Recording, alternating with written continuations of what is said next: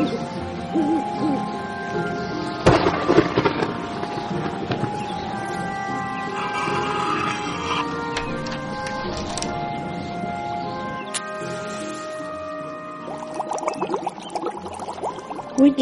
and Weird podcast.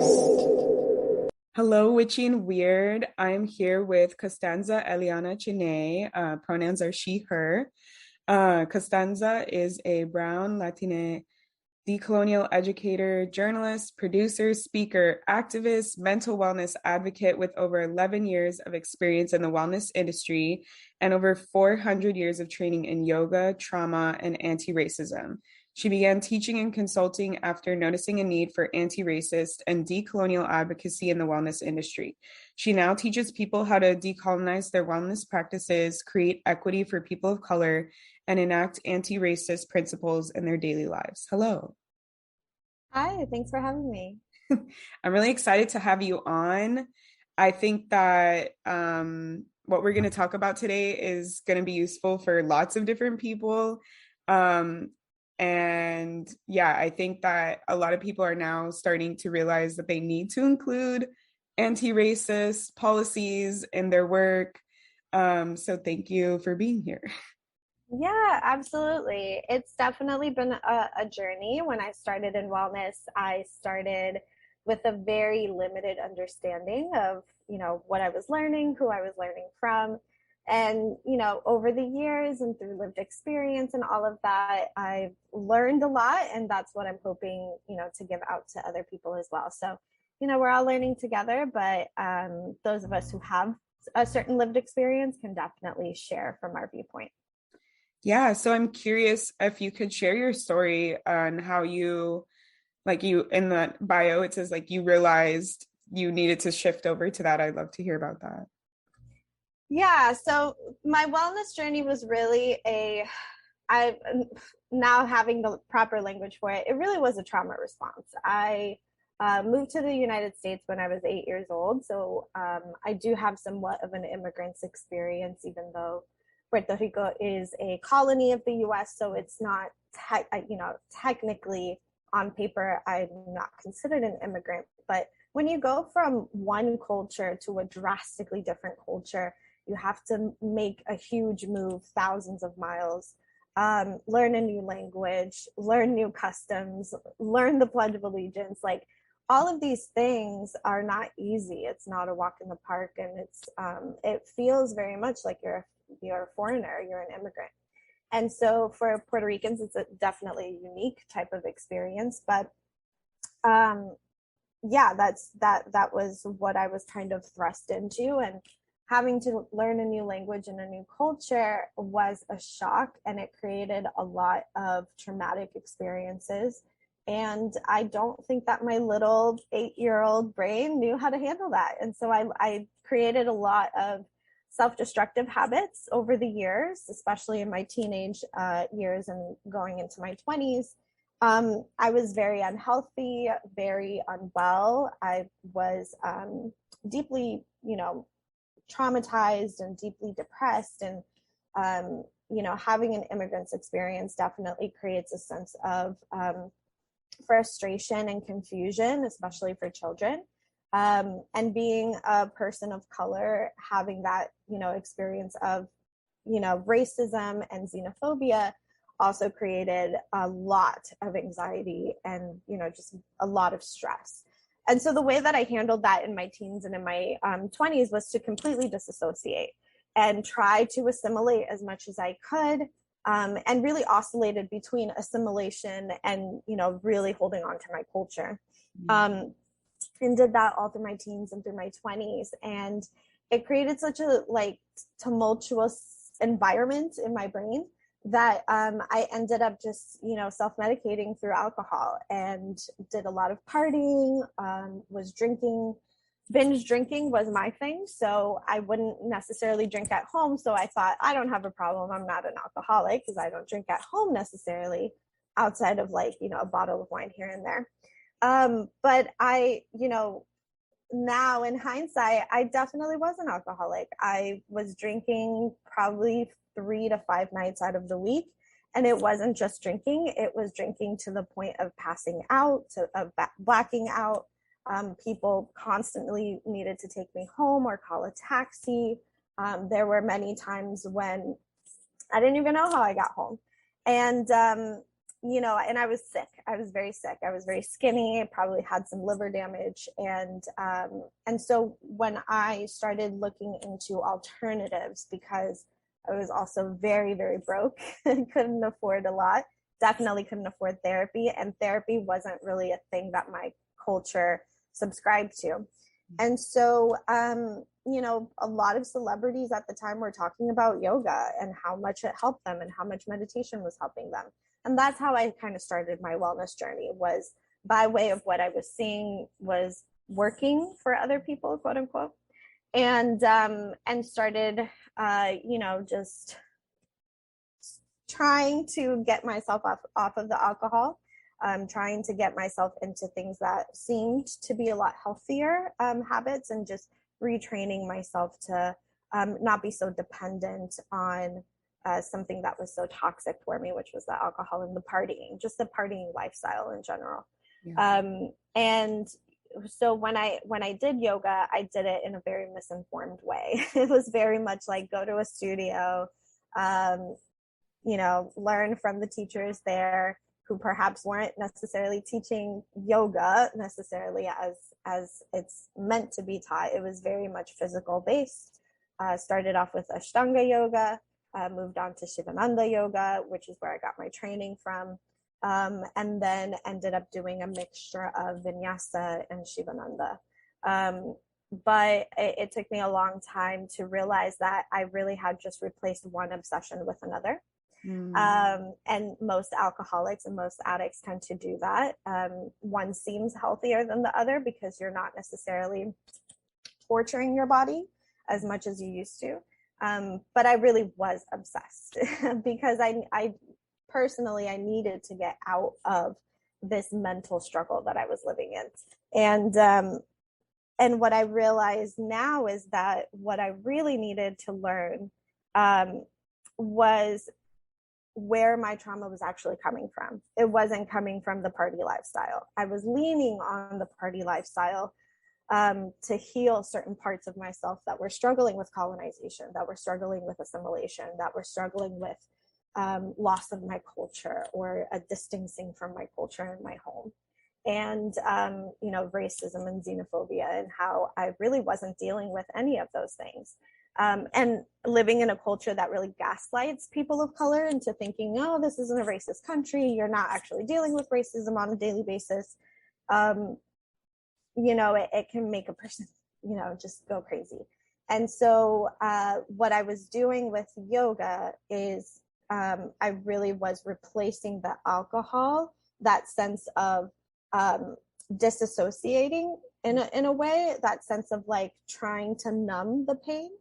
I was using yoga as a way to continue to disassociate, but disassociate in a way that felt very spiritual, meaning that I was attempting to get closer to healing, but not necessarily quite getting there. And I was using another person's culture in order to get there, which also felt very distant for me. And so over the years, what I've had to learn is that yoga was not the problem. Alcohol was not the problem. The problem was that I wasn't getting down to the root of what my issues were. And so slowly and gradually, I have learned to use some of the tools from the yogic practice and a lot of the tools from my own culture that have allowed me to get to a point where I feel a lot healthier than where I was before. And it took 11 years, close to 12 years to get there. But I feel now that through reclaiming my own culture's practices, through reclaiming my own culture's indigenous practices, healing modalities that don't look westernized and they don't look Eastern, right? They look very specific to the Caribbean. That has, just allowed me to get into a place where I don't feel like I have to pretend to be healthy. Healthy looks different for me, and it looks very specific for me. And that feels like a really good place to be in. That's amazing. I feel like I have so many questions now from that story, but I am really curious. So, at what point or how did you start to reclaim your culture? Because I know for a lot of POC, I'm Jewish, so even my culture, like we assimilated. I don't know half of the stuff that my ancestors did, but like, how do you how do you go about that, or how if you recommend if you have practices for people, or just how did you do that? Yeah, I mean, it takes a lot of research and a lot of patience because for you're right, for certain people, the information is very muddy. There's also a lot of gatekeeping with certain cultures, and rightly so, because they don't want their practices to be appropriated. And so it does take a lot of seeking. It takes a lot of patience. And you have to have the right intention. I always tell people, no matter what their identity is, no matter what their race is or their ethnicity is, you have to go into the reclamation work with the right intention. Because if you're going into it with the intention of perhaps capitalizing off of it, teaching it to other people for financial gain, you're already starting at a bad point. What you want to do is make sure that you're doing reclamation work for the right reasons, not so that you can appropriate a culture, not so that you can, try to get into a circle that perhaps has ousted you in the past or that you feel like is a trendy thing to do. I think a lot of people get into reclamation work because they think it'll give them something that they don't necessarily have, right? Like it'll fill an empty hole for them. And for me, reclamation work is spiritual work. It has everything to do with reconnecting with a lost part of myself and not necessarily fitting into a trendy thing, right? I think a lot of people think that, it's trendy right now to reclaim indigenous roots. And I don't think that that is a bad thing. I think a lot of people have been very, very divorced from their indigeneity and their indigenous ancestry and very close ancestry, not, 500 years ago ancestry, like, just one or two generations ago. And so I think that is a beautiful thing to reclaim something that has been lost. But what I think, going into it, attempting to capitalize or attempting to teach it to other people, what that does is it continues to whitewash the practice. It continues to appropriate the practice, even if it is practices from your own ancestry. Appropriation is not unique to whiteness and it's not unique to the West. And, I have clients that are Irish, they have Irish roots or Scottish roots, and they want to reclaim. And I always tell them, don't go into reclamation with this Western imperialist mentality that, Americans tend to have, where, you want to just go in and take as much as you can, absorb as much as you can, as quickly as you can, so that then you can turn around and resell it or repackage it. Because you're going to run into issues, right? And you're going to end up doing the same thing you've done to other people's cultures, you're going to end up doing to your own culture. So it takes a lot of patience. It takes a lot of self-reflection. You have to put your ego aside because you're relearning something, right? There are a lot of people that have had the privilege of keeping certain practices intact, and you have to go into it with a lot of respect. And you can't go into it with a Western mentality, especially when it comes to Caribbean practices, African practices for Black folks. These are practices that don't look anything like the wellness practices that are currently out there right now. And so you might come into it thinking, oh, that's odd, or that's weird, or I don't want to do that, without having the full context or knowledge of what these practices are meant to be doing, right? And so you have to go into it with a lot of care and a lot of respect and a really open mind. And if you don't do that, you're going to have a really hard time, and you're going to end up moving on to different practices that seem a little bit easier entry, seem a lot more commodified. There's a lot more access to them, but they're not necessarily fulfilling. So, going into it with the right intention, going into it with an open mind and a lot of self-reflection is key. So I'd be curious if you have maybe like a short list of the Western mentality. Like maybe we're going in and we're like, oh, okay, yeah, I'm making sure I'm going to be intentional. I'm not doing my Western mentality. And I'm sure it's gonna pop up because a lot of us were raised in this. So I'd be curious to hear what you have to say on that. Yeah, definitely. I mean, this is the bulk of my work now. I started off in anti-racism, diversity, and equity. And I have been doing a lot of study the past 3 years around colonization and decolonization. And what I'm about to say isn't necessarily decolonial, but it is almost like a deprogramming of sorts. Because when you live in a colonial society, meaning any society that has colonized other cultures or other people or other people's land, um, it's kind of like the water you're swimming in, you know, very similar to racism. It's the air you're breathing. And so it can seem very normal. Xenophobia feels very normal. And it's not until it's pointed out to you that you're like, oh, wait, yeah, maybe I can see where that's wrong or that's problematic or that's racist. And so with imperialism, it's the same. Western imperialism in particular is a branch of European colonization, but because America, I would even go so far as to say Canada, even like just the northern North America, has been so pervasive and so centered across the world globally. I would say that it's very easy to just see, American culture or the American way of doing things or Western way of doing things as just very normal, right? Capitalism, so normal. Just speaking English, so normal, right? People don't understand that these are colonial things, right? Capitalism is a colonial concept. Speaking English and demanding that other people speak English, very colonial concept. And so one of the things that you want to, first do when you're trying to distance or disrupt or dismantle something is you first have to get down to the fact that there are things that have been normalized that you now need to unpack. And for some people, that's race, right? They have to unpack what whiteness means to them. For some people, that's capitalism. How do I contribute to this capitalist structure?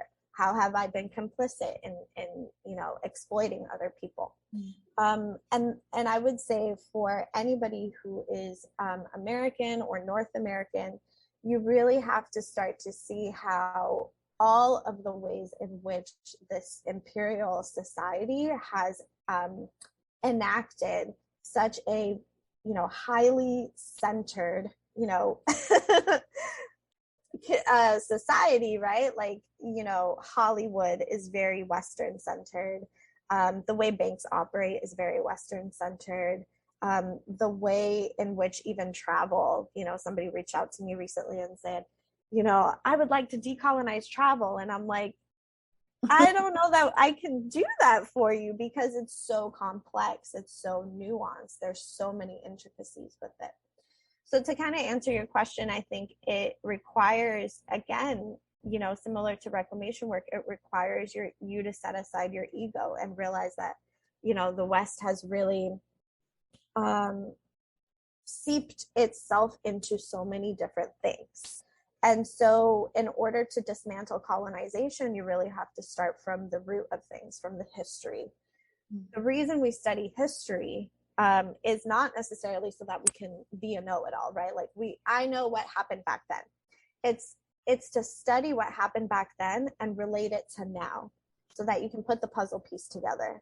And so what happened in the past hasn't necessarily gone away. It's just evolved and changed, here and there. And so even though the United States isn't currently attempting to conquer other lands, it is still currently a colony, meaning that, the United States hasn't been given back to all of the tribes it belongs to, right? It still is a colony. It is still a, territory that was stolen from people. And there are 5 other colonies and territories of the United States, Puerto Rico being one of them, Guam being another. I would go so far as saying Hawaii was definitely one of them, even though it's currently a state and not a territory. And when you get to know that history, then you can start putting the puzzle pieces together of seeing, well, how does that currently affect people today? How does it affect my life? How have I been complicit in the system? And then you get to start to look into other things, like the way people do business, like the language that you're speaking of, how we force other cultures to assimilate into our culture, or American culture, if you will. And then how does that reflect in your spiritual practices? Because I guarantee you it does. And, how many spiritual practices are you practicing right now? I think a lot of people don't realize that they are mixing a lot of different traditions and calling it wellness or calling it witchcraft. And they don't realize that these are elements from other people's cultures that have been kind of blended together into like this one, thing, one bubble. And it's all out of context. And you kind of have to go back and see, okay, where does this come from? And then how did that culture specifically practice it in its full context? Mm-hmm. Not the whitewashed version, not the misinformed version, not the, super simplified version. How is it actually meant to be practiced? And is that authentic to me? And I would say that is one of the deepest questions that you can ask about your spiritual practices, especially if they don't come from your culture, is it authentic to me? And if it isn't, then that's something I need to explore. Because if I'm practicing something that is oversimplified or perhaps whitewashed or appropriated, and I want to practice it in its truest sense, but that truest sense isn't authentic to me, I need to move on. And a lot of people, that's very hard to do. And, I would say that was very hard for me to do, right? I don't currently practice yoga in the way that I was practicing it 11 years ago. And although it was very helpful to me for the last 11 years or 10 years before I stopped practicing it, that will never go away. But at a certain point, I had to decide, is this really authentic to me and where I want to continue my spiritual practice? And I decided, no, my own spiritual practices, my own ancestral spiritual practices are what feels authentic to me. It feels more familiar.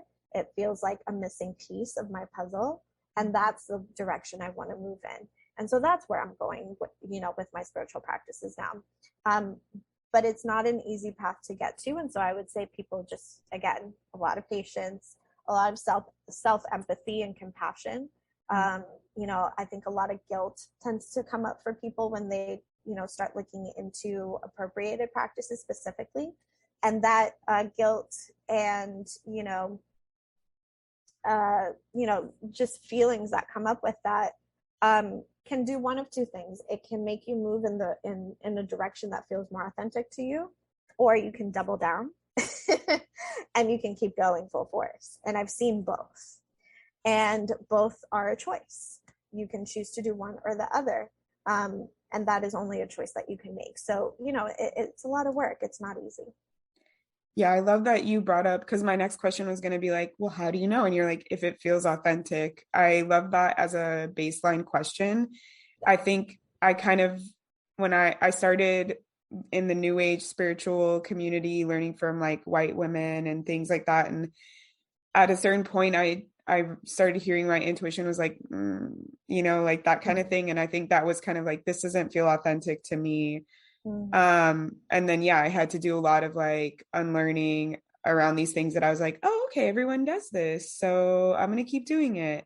Right. And I was going to ask your opinion on like for the latter that you said, where it's like people who kind of double down, because I've seen different schools of thought. There's some people that kind of are okay with just taking pieces of what works for them, and they feel like they're making their own because everything is so fragmented. And so I was going to ask like your opinion on that, or like, how do we navigate that? Because I feel like maybe people who are listening, they're practitioners, they're POC people who are trying to reclaim, and they might see tons of people who are like, well, I spoke to my spirit guides and they said it's okay if I do voodoo, or, like something like that. Yeah. Yeah. So, like I said, it's complex, it's nuanced. I can't give a straight answer because there isn't one. But what I can say is just working with people in general and seeing the commonalities that people have. I think the people that end up doubling down, again, it's a trauma response. It's a response to their feelings and not being able to handle the emotions and the overwhelm that tends to come with having information that completely contradicts what you have been taught. And most Americans, most Europeans, I would even say, have been taught to that taking from others is okay, that it's normal, and that it's a good thing because it's helping other cultures. When you use their stuff, when you take their stuff, it actually helps them. And there's a lot of talk in the wellness space, and I definitely was a part of this, so I don't divorce myself from it, around cultural appreciation. That what you're doing is not appropriating, it's appreciating somebody else's culture, right? But there's so much nuance even to that. And I would say that's an oversimplification of a very complex issue that most people don't know how to solve, because they aren't aware of how colonization has actually, gone from just a government taking somebody else's land to the mindset of people. Because colonization is a mindset. And so if you're going into a practice thinking, I'm just appreciating this culture, there's nothing wrong with what I'm doing, I would say it's going to be very hard for you to move from that mindset into a mindset of reclamation, because you're just going to bring that same colonial mindset into, your own ancestral practices that perhaps are being gatekept for, again, very good reasons. And you're going to end up repeating the same thing, cloaked in a different outfit. And so I think what collectively needs to happen is a deeper understanding of how colonial structures actually operate. It's a big reason why I created the Anti-Oppression Academy inside of my Anti-Oppression Social Club, because what I realized was people want to talk about these things, but they aren't sure of where to start learning so that they can actively apply it. And in the wellness space, it has just become this contest of who can decolonize better. And for me, that's not a space I want to be in. For me, decolonization is deeply personal. It needs to be, done in a very respectful way, and it needs to be done in an anti-capitalist way. And I don't think that you can do that when you're commodifying wellness. And so a lot of people are, putting together decolonization wellness workshops and courses and books and stuff like that. I don't think that's a bad thing, and I don't think that everybody's wrong. But I do think that if we're going to get into that realm, we first have to unpack all of the ways in which these wellness practices have been colonized, and that colonial structure continues to be perpetuated, and people aren't ready for that yet. They're definitely not ready for that yet. And I think that it's very difficult to fully unpack how even certain practices from certain cultures have been colonized prior to European colonization. Religion is something that is kind of melted into certain cultures' wellness practices. And if you're not aware of that culture's religious practices and how, their religion has kind of been used to exploit other people, how it has been used to push certain racism, colorism, casteism, then it's going to be very hard for you to unpack it, right? And it's going to be very hard, incredibly difficult, almost impossible for you to decolonize as a person who doesn't belong to that identity or that culture. And so I don't know that people are ready for that yet. I haven't personally seen it. I think the people who are ready for it are the people who are willing, much more willing, to reclaim their own practices and their own culture and really start to unpack the intricacies and the nuances in that. And we have to understand that human beings have been around for a really long time, for thousands of years. And so that's thousands of years of history and thousands of years of wellness practices evolving and changing with the seasons, with climate change, with migration, routes and practices, or not practices, but migration patterns.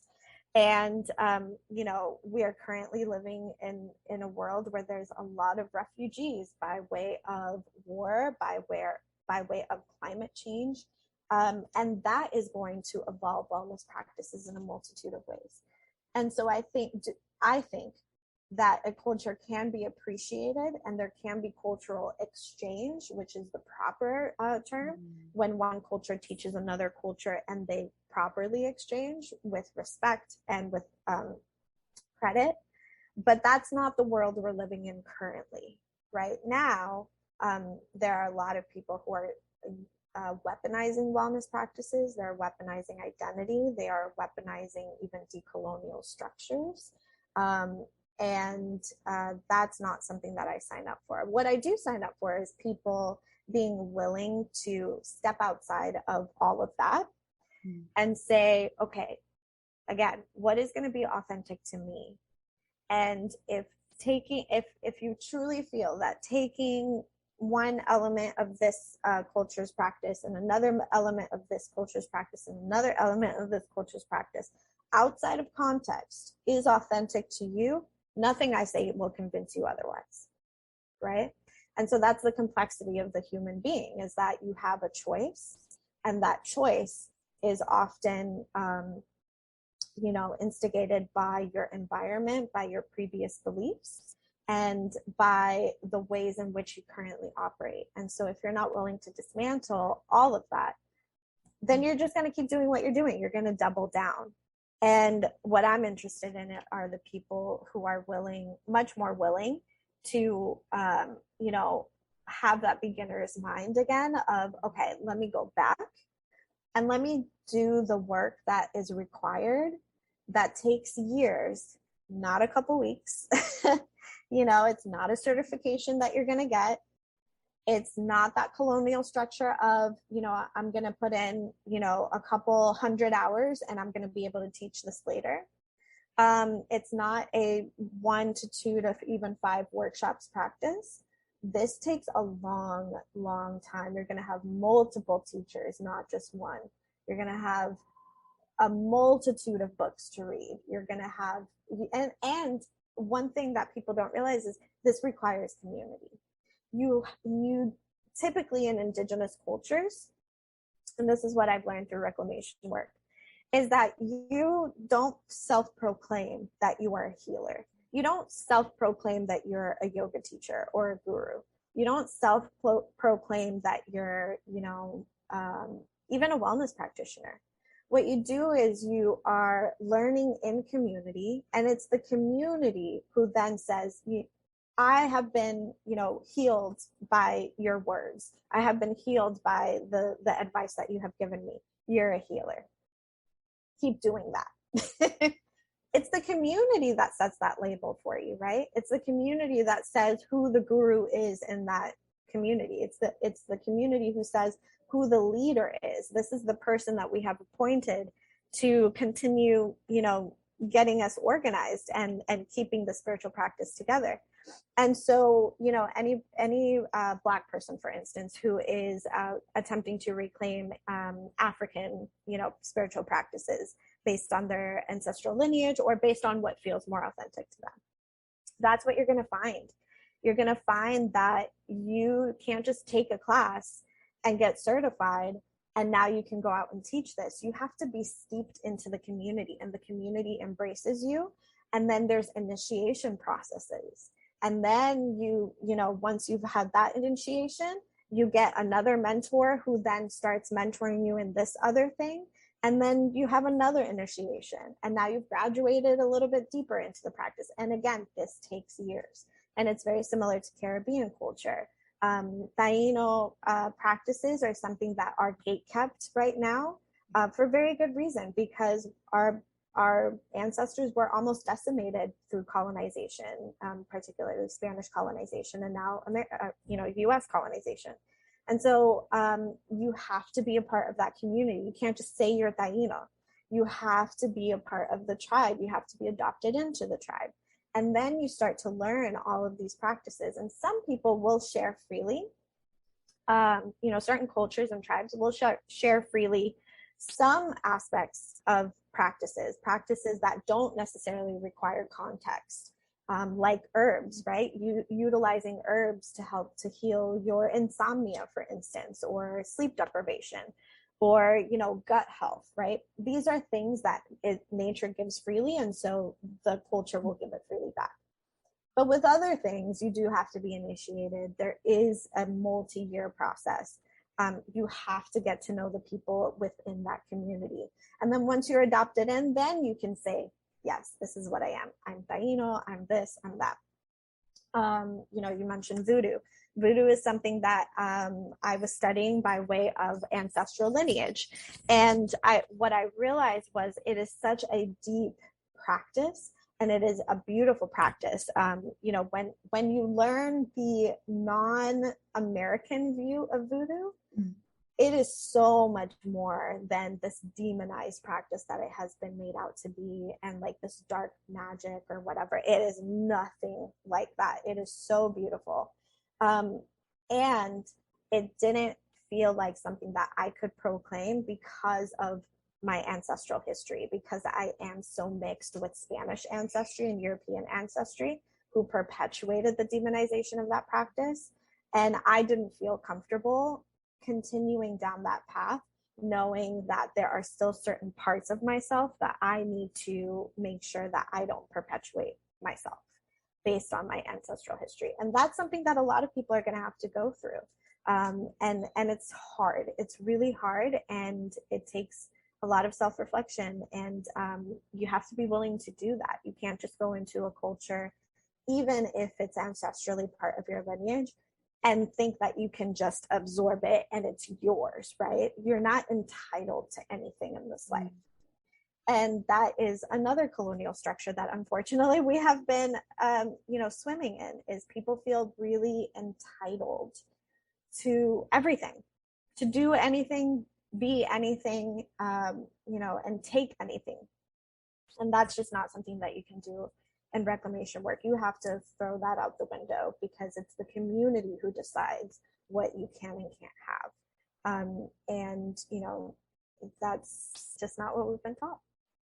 Yeah, it's so funny. I I was talking with my cousin literally about that part of our conversation this weekend, and how like a lot of the coaching industry tries to do the colonial, like, you can learn all this stuff that I learned in 10 years in 2 months, and like Right. that it becomes very unregulated, and that a lot of native or indigenous cultures, or just ancient cultures, it was a whole long process. Even though there was no certification, no school that you could go to, you had to learn under a specific person, you had to train and do all these things. And yeah, it's similar. Like, I always use the analogy, like, because I'm queer, so it's like, you can't say that you're an ally just because you did one nice thing for a gay person. Like, Exactly. that community has to say, you have supported us, you're an ally.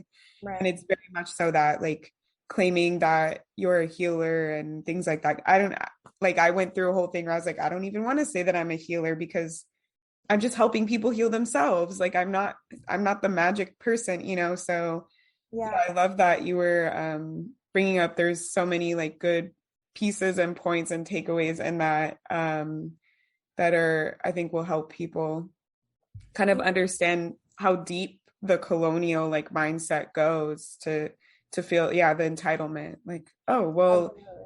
I know that my ancestors like 10 generations ago were, so I'm like, give it to me, it's mine. Mm. And Yeah, and that's a very Western mentality. Like I said, there's a person that I've been helping for a couple of years now, and they are, if I remember correctly, they are attempting to reclaim their Irish ancestry and practices. And they've said it's been difficult, because when I go into it with my Western mentality, I have a hard time, because I feel like I'm entitled to this. This is mine. My DNA results say so, right? And I want to do it really quickly, right? I want to do it in a weekend. I want to do it in 3 months. And there's just so much history. I mean, it's all spiritual practices. indigenous spiritual practices, you know, ancestral spiritual practices, it has been generations and generations and generations passed down. There's so much to absorb. Mm-hmm. And you can't do that in a weekend. You can't do it in 3 months. It takes years, and it takes absorbing it from a multitude of people, because no one person is going to have all of the answers. And unfortunately, we live in a culture where it's very cult-like, right? One person has the answers for you. And as long as you follow that one person, you're going to absorb everything you need to know. Mm. And everything is going to come to you. And then once you've done your work with them, then you can go out and teach other people and start your own cult. And now you're the leader of that one, you know, tiny little cult. And it's just, it's a very unhealthy part of our society. It's a very unhealthy part of Western culture that I think, you know, really needs to be examined and looked at. I think the obsession and the appropriation of the guru concept has been totally divorced from what it really was and used to be. It also can be easily exploited, as we've seen, even from people of that particular culture. It can be exploited, and it is constantly. And so, you know, you just have to be very careful. One thing that I want to say too, that I've learned stepping outside of the wellness industry, I still have my wellness practices, but stepping outside of the wellness industry as a whole, what I've really realized is that there are certain aspects of this wellness obsession that has made people really unwell. And it almost feels like an oxymoron, right? Because it's the wellness industry. Like, we're supposed to be doing practices that are really healthy for us. But as I said in the beginning, I replaced alcohol with another obsession, which was my yoga practice, which was meant to be healthy. But it turned toxic and unhealthy for me in so many ways because I was obsessed with it. And my obsession was the unhealthy part. And so if you're going into wellness and you're doing crystal healing and you're doing yoga and you're doing meditation and you're doing, I don't know, Arabic practices and you're doing Zen and you're doing all of this mixture of stuff, is that really healthy for you? Is it, or are you just disassociating from certain issues? And I think a lot of people that go into wellness, and I say this from my own personal experience, are also going into wellness because they're traumatized by the medical system and pharmaceuticals. And they're attempting to do something that feels more natural and feels more holistic. And I think that in itself is a good intention. Mm-hmm. But if you're so entrenched and now in this overly puristic, holistic mentality, that has turned toxic. And we've seen it with the anti-vaxxers. We saw, and a lot of research was done during that pandemic, of people inside of the wellness industry, yoga practitioners, meditation practitioners, who ended up being anti-vaxxers and either died from COVID or had lost friends or, you know, lost jobs because they refused to get the vaccine and so they couldn't work anymore. And all of these things, you know, it turned very political. And that can be very toxic, right? Because not only is it toxic to the person, but it's toxic to society. You're getting other people sick because of your personal beliefs. And that is not a part of a wellness mindset, right? A wellness mindset doesn't just consider the individual. It also considers the environment that they're in and the other people that are surrounding them.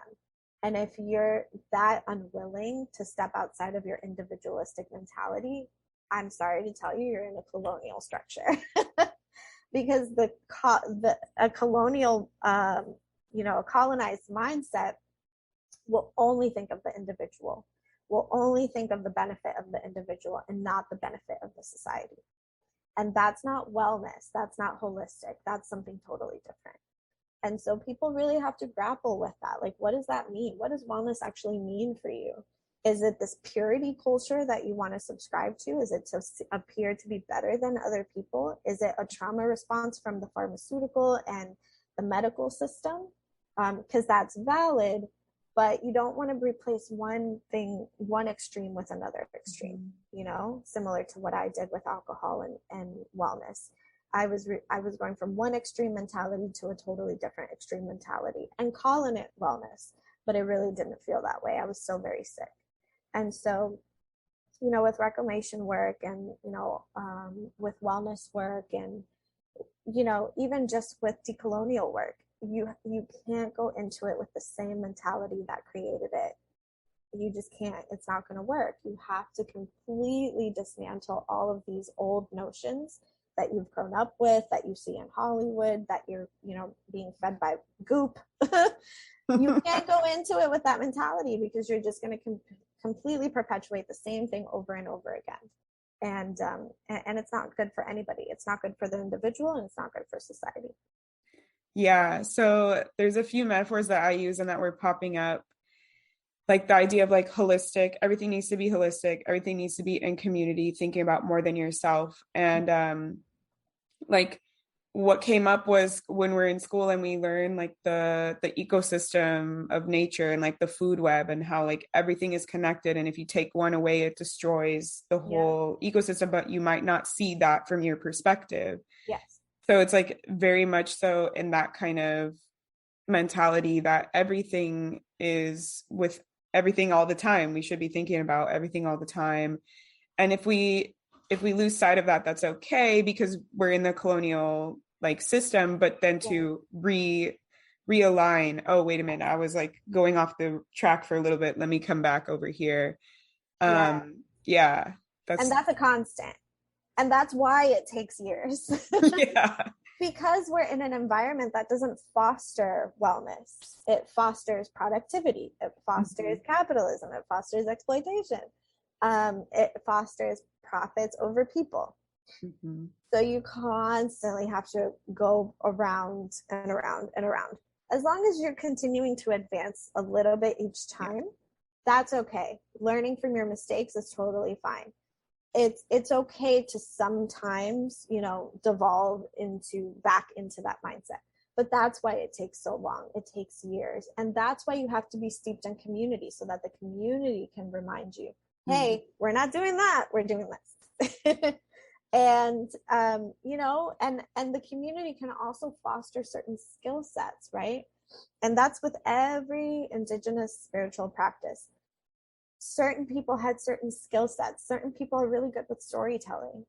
And so you're able to talk things out with people. Certain people are really good with nonverbal communication and, doing things with plants and, finding structure and finding systems and finding patterns, right?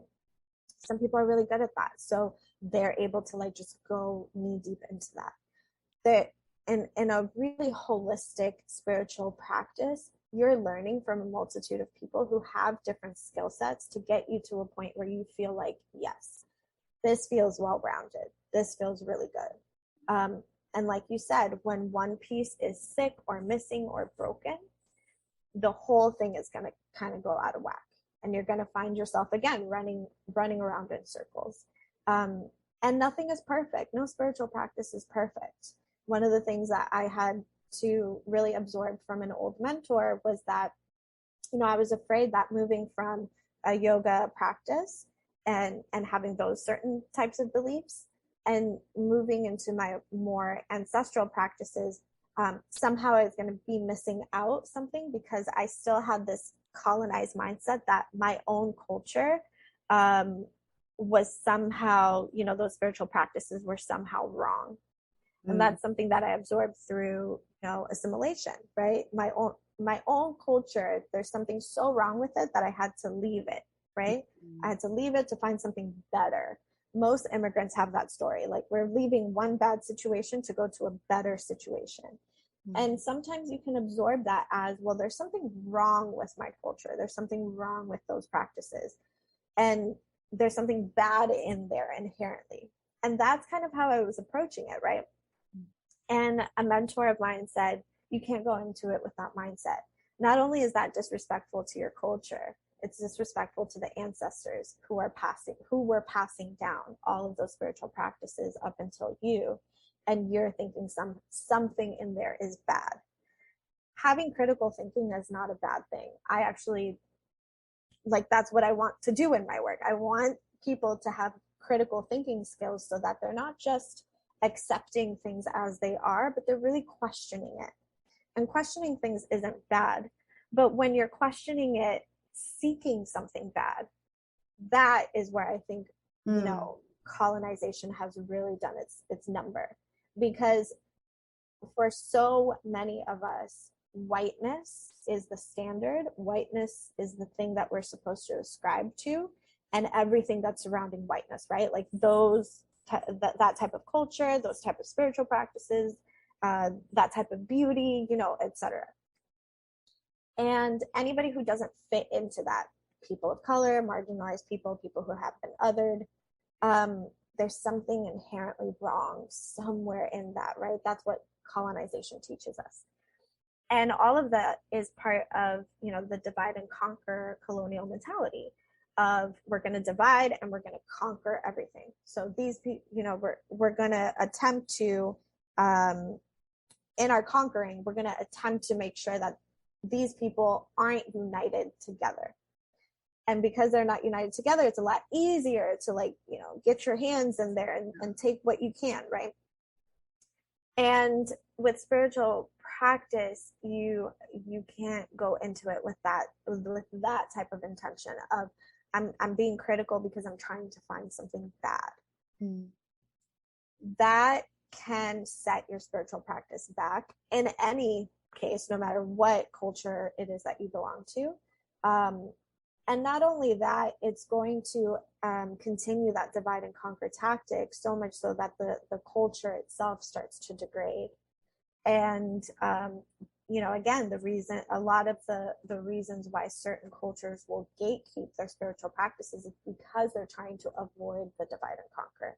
They want to make sure that no outsider is coming in with that intention of conquering that or dividing, you know, what is already intact.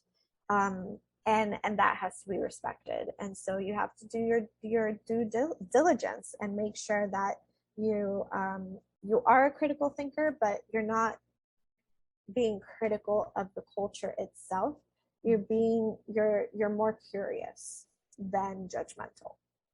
Yeah. And when you say that, it just reminds me of, like, especially if you grew up here in America in the school system, like, we're taught that, right? To just, like, accept, to listen to authority, believe what you're taught in the book.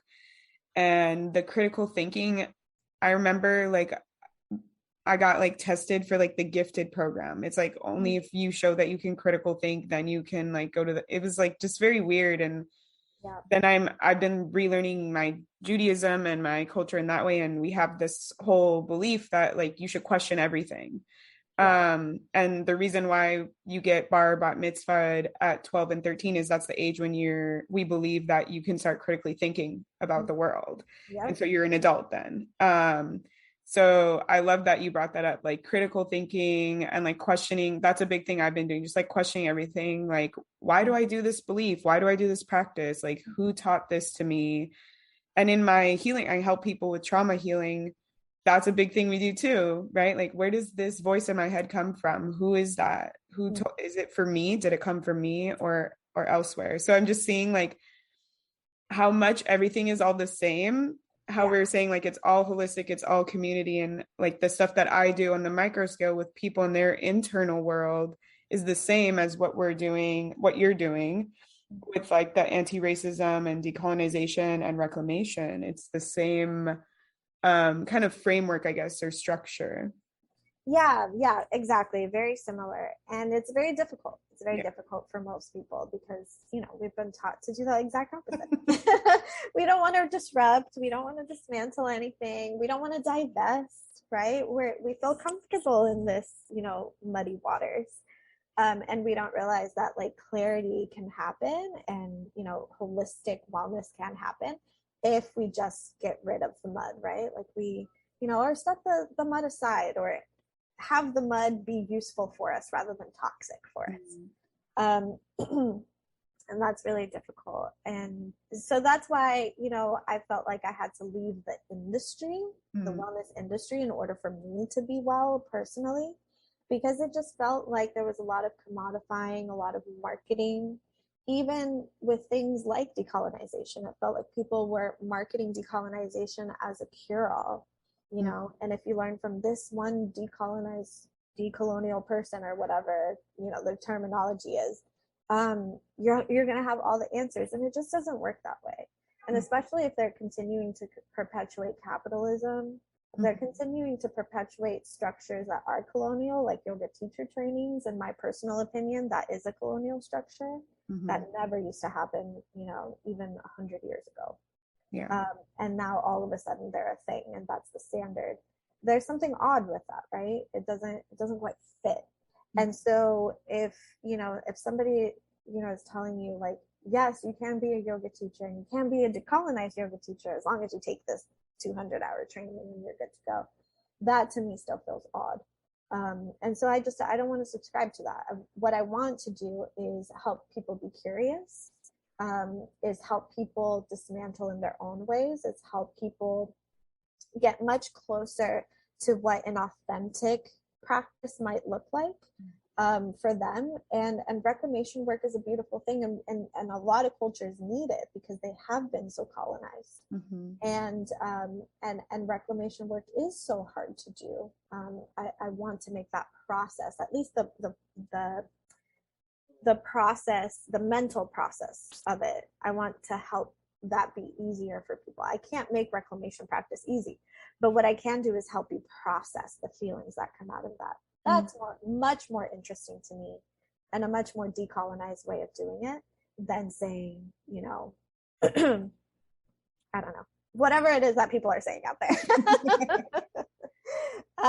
That it's much more interesting to me to help the person get out of, you know, this wheel of colonization, no matter what their identity is, and stop perpetuating all of the fuckery, because it's just not helpful, you know. Yeah. So I know we talked about, like, if you do want to start reclaiming your ancestry or your spiritual practice, the kind of mindset that you need to go into it. I'd be curious if you have maybe like spaces or recommendations where people could start, because I know, like we mentioned, it's like overwhelming, it's a lot, there's, especially if you're a product of colonization, like your ancestral line, it's like you have all these different cultures to think about. So I'd be curious if you have like some, because I've heard some people that are like, maybe do family tree work, maybe do this, you know. So like, I don't know if you have some maybe like physical practices that they can start to unpack whatever comes up as they do them. For sure. Yeah. You know, again, it's tricky. It's nuanced. It really depends on the person. And I think you're right. So many people are multicultural, and they don't even know it. You know, our society thinks, you know, if you are white presenting, right, like you live in a white body, then you're just a white person, right? But there's so many other cultures that are built up into that. And, you know, especially for brown folks, that's definitely the story, is we're so mixed with so many things, dependent on how colonization was put into that, but also migration. And so, yeah, it's complex. I think genealogy is always a good idea for anybody, whether it's for deepening your spiritual practice or reclamation work, or just, you know, to get to know your history, your own history. I don't think many of us are gifted with that passed down, you know, from either our maternal line or our paternal line. And so, yeah, I think genealogy is always a good idea. I would be careful with the DNA stuff, because it's not a perfect science. It evolves and changes all the time.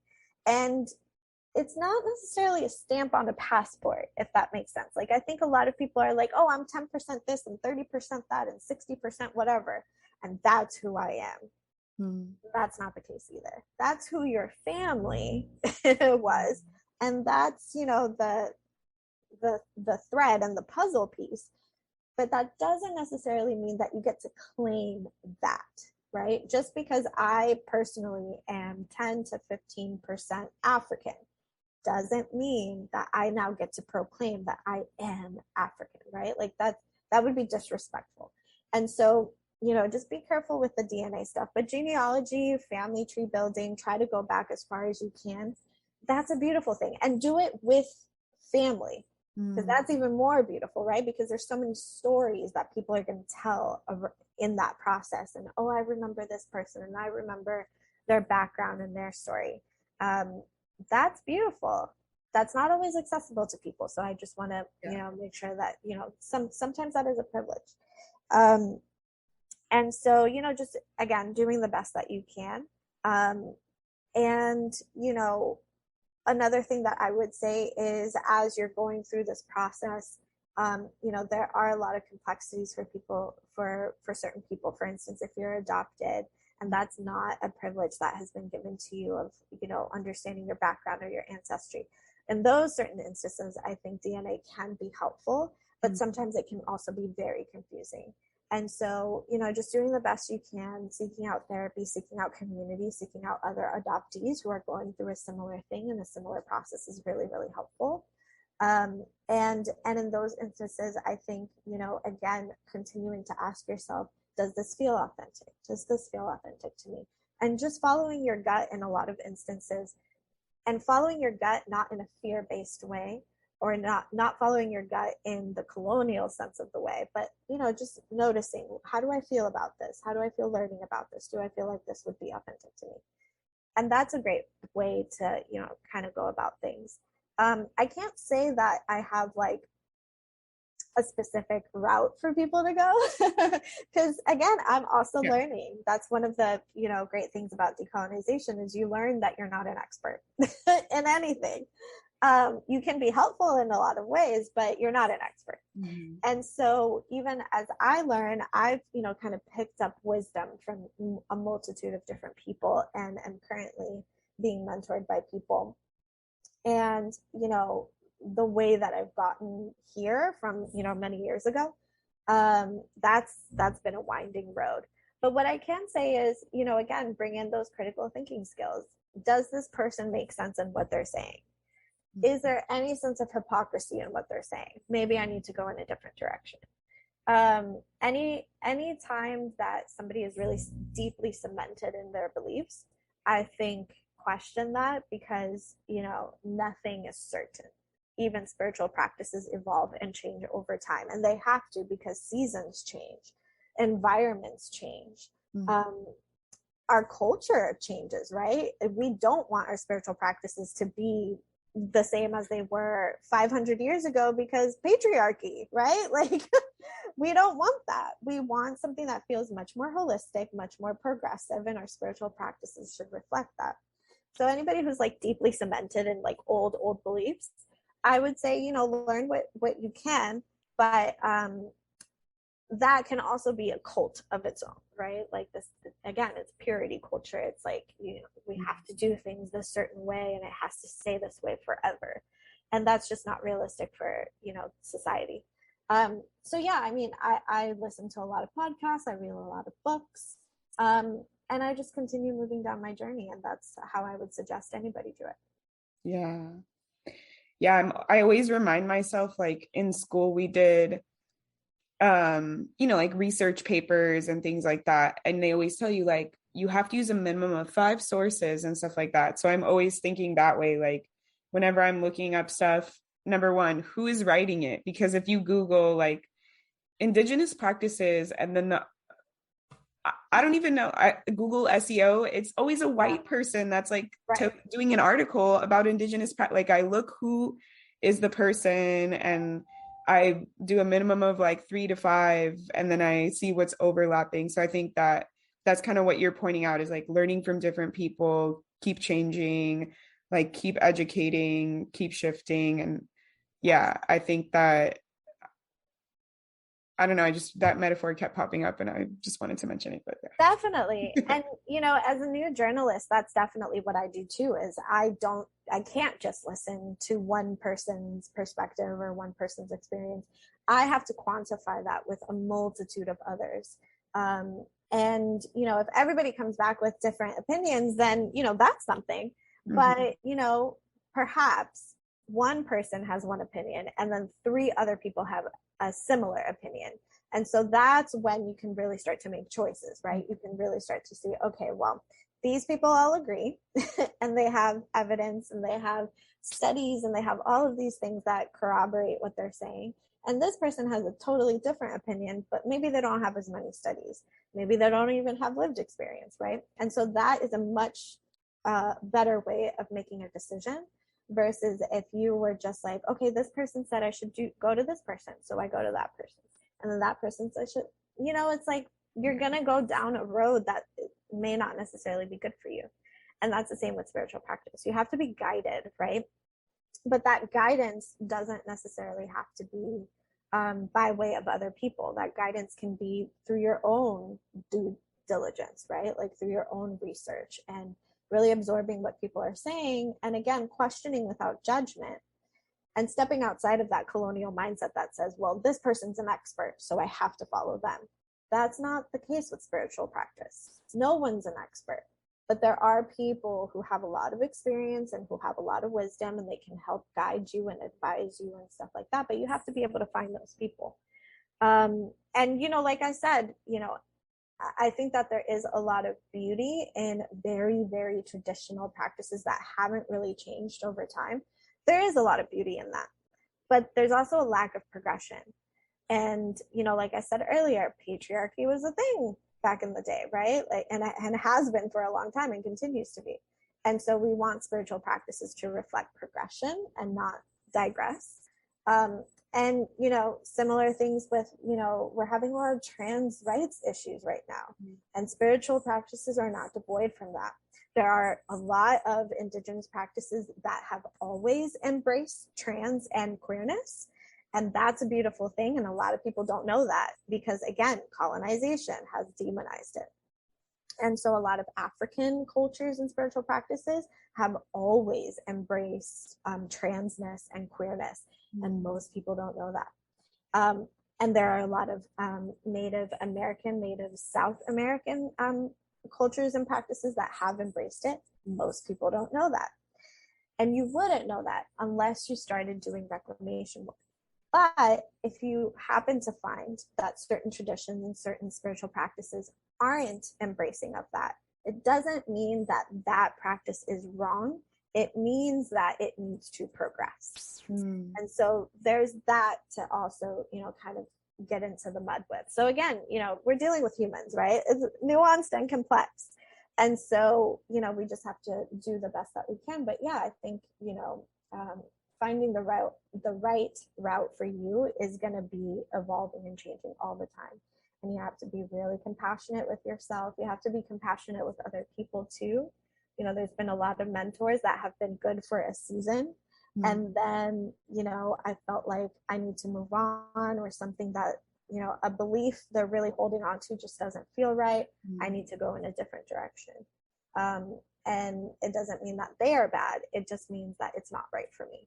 And that's kind of how spiritual practices are. Sometimes they're right for a season. Other times you just need to move on. Other times it's perfect, right? Like there are practitioners who have been practicing their same spiritual practice forever. And that's a beautiful thing too. And so you just, you have to find what's right for you. But again, not through the colonial lens. Yeah. Because a lot of people, like you said, they double down and they think, oh, dabbling in multiple different cultures, that's right for me. Is it though? Or are you trying to convince yourself of that because it's easier to take from other people rather than to really research and take your time and question certain things and really find the history, the often uncomfortable history? A lot of the times it's just easier to just be ignorant about that. And, that's, I would argue that that's not wellness and that's not healing. I would say the healing really comes in the muck, in the uncomfortable, right? Like, for me, and I can only speak for experience, for me, that uncomfortableness is my Spanish ancestry. How do I reconcile my current lived experience with the knowledge that my own lineage, my own ancestry comes from colonizers, people who have actively demonized certain practices that feel really authentic to me. How do I reconcile that? That's uncomfortable. Yeah. You know, it's very uncomfortable. But a lot of my healing has come through going through that, has come through being willing to unpack that and not make excuses, not, say, oh, well, that was back then, this is now. Like that doesn't affect me. I'm not part of the problem. That's not helpful. Yeah. The healing comes in, okay, that happened. It's part of my living, breathing self. So now how do I move through that? And how do I make sure that I don't perpetuate the same bullshit that they did back then? Yeah. And then how do I make sure that I'm not feeling entitled to practices that they did try to demonize because of my mixed and multicultural background? So, it's complex. And you know what? A great podcast that I was listening to was Code Switch. And I actually put it in my Anti-Oppression Social Club app and shared it with people because it really was helpful. And it's all about identity, and in particular, Indigenous identity, and how certain people are attempting to reclaim, but how that identity can be really difficult to reclaim. To say that you are an Indigenous person and you belong to this certain tribe, that's really complex for people because they might come from multiple different tribes, or they may have been totally assimilated into American culture. And there's a lot of history behind that. There's a lot of reasons behind that. And they don't feel like they can. And it was a great podcast episode that, I share. And I share a lot of that stuff with people in my Anti-Oppression Social Club. So that's a resource that is available to people all the time. Yeah, so I want to do some like rapid fire questions, and that was going to be one of mine, was like, what's a resource or a book or a podcast that you're like really vibing with that people would like? So if you want to keep that as your answer, that's totally fine. Or if you have other stuff that comes to mind.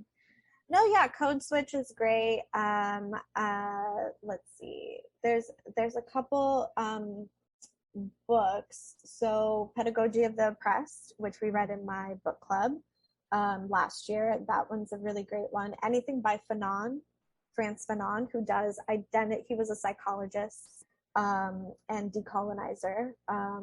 So anything by Frantz Fanon is really good. We're currently reading All the White Friends I Couldn't Keep in my book club, and that's a really great one, talking about identity and reconciling Black American history with, colonial American history. It's a really amazing book. Becoming Abolitionists is another really great one. We also read that one in my book club. And that one is really good for dismantling and disrupting certain colonial notions. Not just about, the jail system and crime and punishment system and law, but it's also just really good all around, just to kind of dismantle this mindset of, things need to be a certain way because they've always been that certain way and they really work for a certain set of people. Becoming Abolitionist is an amazing book to just disrupt that and really dismantle what that means and how to move forward, because abolition work isn't just a fantasy.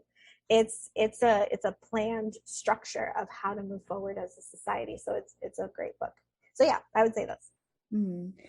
And if you feel comfortable answering this one, it's okay if you don't. What do you feel like has been your biggest lesson thus far that you've had to overcome? Yeah, it's that I'm not an expert. That's the biggest one. I grew up, especially in wellness, I grew up with, if you have a PhD, you're an expert in this, and you're valuable to society.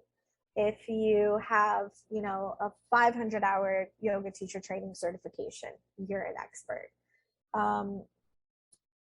I had to learn that that's not the case, and that there are a lot of people who have a lot of certifications, a lot of PhDs, who cause a lot of harm and who are spreading misinformation, who are appropriating other people's cultures. And that's not necessarily something I want to be a part of. And so, yeah, it's taken a lot of self-reflection to realize that I'm not an expert, and that's okay. That's totally fine. I can still help people and not be an expert. Yeah. Yeah, that's funny. I was talking about that this weekend with my cousin too, that like if you have a degree or you have a certification, people automatically trust you. And in my work with helping people from trauma healing, like I get a lot of people who like I was working with a therapist and they told me I had to forgive my abuser, like stuff like that. And it's like just because you have the degree doesn't mean you're not causing harm and you're not then just doing whatever you want after you have that. So yeah, I love that. And then I guess my last question for you would be what piece of advice would you give to POC who are working on reclaiming their spirituality or their culture? Take your time.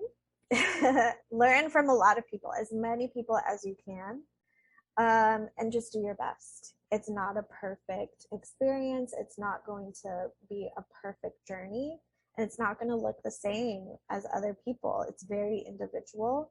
And it's okay to walk away from certain things, right? If something doesn't feel right, it's okay to walk away. Even if you spent years on it, it's totally fine to walk away. It might be a bit painful for the ego, but that's something that you can overcome. And then, the overwhelm, just embrace the overwhelm and talk to people. Don't do this journey alone. Don't do reclamation work alone. Do it with other people. Be a part of community. Seek community. Seek people who have a similar experience as you, who are willing to take you down that road with them. And just know that overwhelm is a natural part of the process, but you don't need to stay stuck in it. And so, yeah, that's what I think. Awesome. So where can we find you? Where can people work with you? What's your like favorite place on the internet? I know the internet is changing every day. I feel like people are in a love-hate relationship with Instagram right now. Yeah. But that is still my preferred platform. I have been taking social media breaks here and there just to kind of, go through a little bit of a mental health reset. So that has been really helpful in the last couple months, but that is still where people can find a lot of information. My thoughts in particular to social justice issues, politics, pop culture, that kind of thing. You can find me on Patreon. It's my first and middle name, Constanza Eliana, and you can find that on my website, embodyinclusivity.com. And my app, the Anti-Oppression Social Club, that is my baby. It's something that I have been fostering for a really long time, and I now feel like it's getting on its way to being a really beautiful space. I have a lot of plans for it this year. And that's a really, if you want to divest from regular social media, that's a great place to be, because that's what most of us are there to do. We're there to unpack our identities. We're there to process certain, events that are affecting society. And it's just a really beautiful space. It's where I hold my book club. Book club is totally free. And there are other subgroups inside of that are also free and paid if you want to be a part of it. So, yeah. Awesome. And of course, we'll put all of that in the show notes with links and everything. And I just wanted to say thank you for coming and having this like really rich but grounding discussion. And yeah, so until next time, everyone, goodbye. If you love Witchy and Weird podcasts, support us by donating monthly for as little as 99 cents at anchor.fm/witchyandweird/support. You can cancel at any time and 100% of the proceeds go directly to the pod. Or if you don't want to commit to a monthly donation, buy Amanda a coffee at ko-fi.com/wishyandweird to help fuel them while they record, edit, create, and upload content for the podcast. And if you're feeling extra generous, leave us a review on Apple Podcasts or Spotify and tell your witchy and weird friends about us too. Bye!